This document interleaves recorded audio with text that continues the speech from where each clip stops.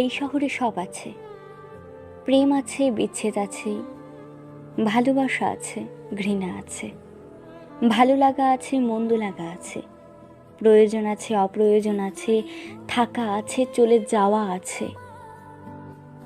শুধু যেতে চাইলে আটকে রাখার নিয়ম নেই, কথা না বললে জোর করে কথা বলানোর কোনো নিয়ম নেই,